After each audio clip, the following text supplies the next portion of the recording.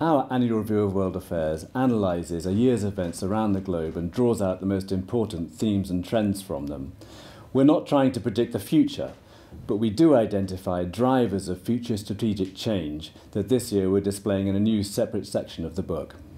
Strategic Survey is written with three audiences in mind: government, the private sector, and the expert and opinion-forming communities. For anyone wanting to do their geopolitical due diligence, Strategic Survey is the book to read. Strategic Survey 2015 notes that it's been a year of strategic unease in Europe, in the Middle East, Asia, and also in Africa and Latin America. This year has seen more exporters of insecurity than exporters of security, and until that balance is redressed, strategic unease will persist, and geopolitical due diligence will be an obligation placed on political leaders, the private sector, and also the expert and opinion-forming communities. 2015 brought significant political change to Nigeria, but the new administration is now facing several challenges, including bringing to an end the Boko Haram insurgency, which has just entered its sixth year.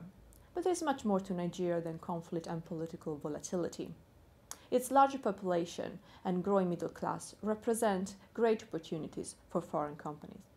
A responsible investor can certainly play a key role in promoting much-needed economic development in many areas of Nigeria. The aspect of the strategic survey that I want to focus on is the situation in parts of the Middle East, particularly Syria and Iraq. This has come into stark relief in recent days with the influx of Syrian refugees into Europe, which reminds us that conflicts that take place a long way from where we are now can't be kept separate from our concerns, and the Syrian refugee crisis has presented a significant political challenge to the European Union in particular. This flow of refugees looks set to continue for some considerable time to come because the instability we're currently seeing in the Middle East is likely to prove a long-term phenomenon with no quick fixes. The Middle East is facing unprecedented competition between states, an unprecedented number of hot wars, and very difficult adjustment to changing geopolitics. Strategic Survey this year covers all these themes in depth. The last dozen strategic surveys chronicled international concern about Iran's nuclear program. This year, for once, we assessed the positive outcome of negotiations.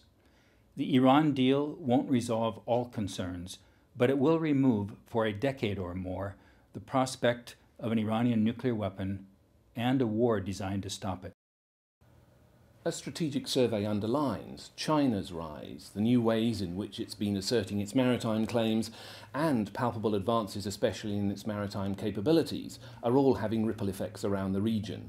So too Japan's evolving defence posture, and the fact that both the United States and China have unveiled more ambitious, more assertive maritime strategies in recent months.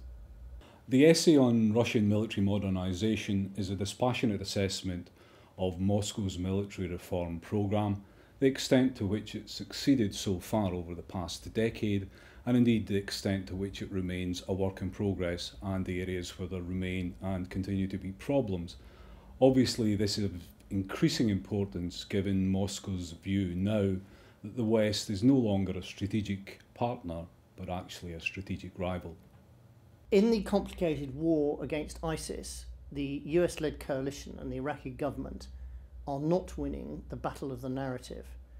ISIS's very modern propaganda and information operation celebrates all their military actions and glosses over the defeats they've suffered and the land they've lost. This is amplified powerfully through social media and is a powerful recruiting tool for jihadists worldwide. It also inspires ISIS's supporters in their home countries to commit acts of terrorism.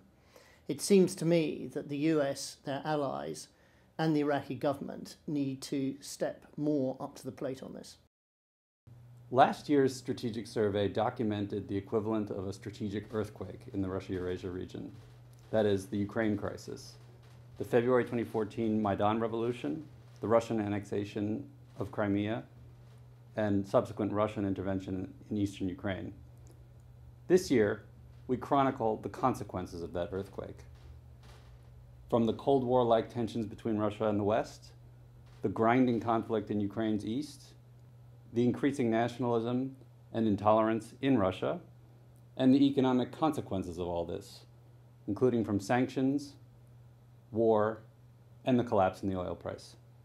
But the strategic survey is also there for the non-specialists. So if there's a region of the world or a country in particular that you're interested in, but you don't know very much about, strategic survey can get you smart very quickly.